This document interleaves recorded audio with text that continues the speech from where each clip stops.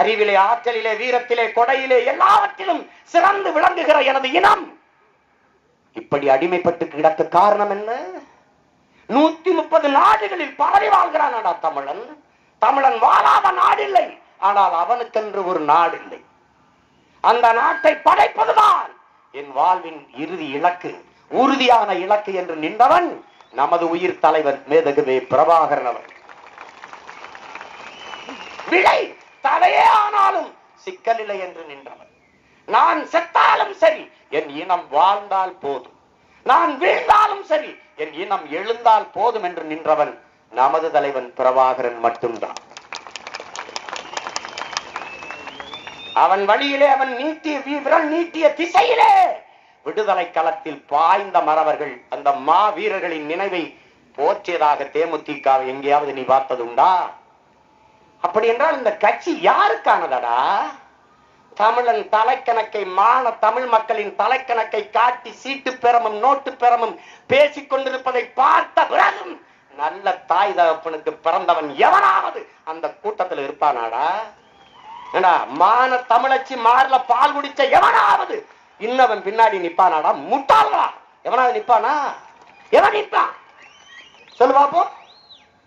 எதையாவது சொல்ல சொல்லு. பாரதிதாசன் யாருன்னு சொல்ல சொல்லு. கம்பன் யாருங்க, வள்ளுவன் யாருங்க, இளங்கோ யாருங்க, யாரு, செங்குடி யாருங்க, ரவுப்பு யாருங்க, முத்துக்குமார் யாருங்க, கேளு. அப்படியாடா உனக்கு பதவி? அந்த பதவி அவர் என்னடா வருவது?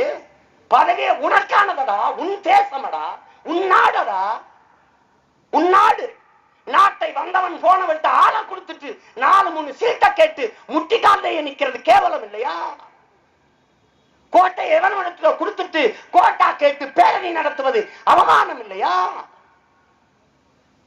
இது என்னைக்கு தொடக்க போறோம்? இந்த இழிவை என்னைக்கு நம்ம அழிக்க போறோம்? என்னைக்கு இதுல இருந்து மீள போறோம்? என்னைக்கு? அப்படின்னா நம்ம என்ன நினைச்சுக்கிட்டு இருக்கிறாங்க? யோசிச்சு பாருங்க. செய்ய முடியாதா? ஜல்லிக்கட்டுக்கு வாதாட போற போது ஜல்லிக்கட்டுக்கு ராகேஷ் திரிவேதிங்கிற அந்த மூத்த வழக்கறிஞரை அரசு அனுப்பல. இந்த கையில் எரிவாயுக்கு எதிராக வாதாட போகும்போது மூத்த வழக்கறிஞர் ராகேஷ் திரிவேதி போகல. ஏன் போகல தெரியாது. அவருக்கு சம்பளம் நம்ம காசுல தான். ஆனா நம்ம பிரச்சனைக்கு அவர் போக மாட்டாரு.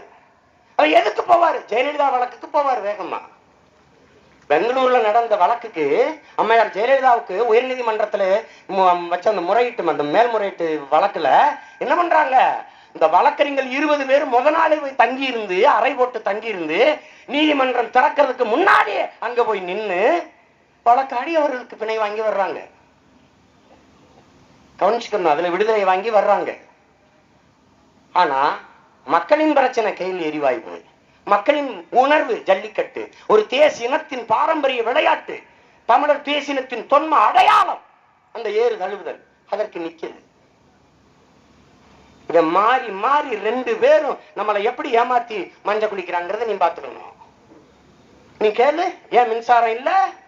ஐயா கலைஞர் அம்மா ஜெயலலிதாவை கை காட்டுற அந்த அம்மா தான் மூடிடுச்சு எல்லாத்தையும். அவர்கிட்ட கேளு, ஐயா கலைஞர் தான், கலைஞர் அவர் குடும்பமும் தான் அப்படின்னு. ஊழல் நீங்க செய்யலையா? ஜெயா தொலைக்காட்சியை பாரு, திமுக அவர் குடும்பம் செஞ்ச ஊழலை புறம் படிப்பாங்க. கலைஞர் தொலைக்காட்சி, சன் தொலைக்காட்சியை பாரு, ஜெயலலிதா அம்மாரும் அவரை சேர்ந்தவர்களும் செஞ்ச ஊழலை படிப்பாங்க. நாம முட்டாப்பைய மக்கள் 1000-500 வாங்கிட்டு வாக்கு செலுத்திட்டு வாக்கி தின்னுட்டு சாப்பிடும்.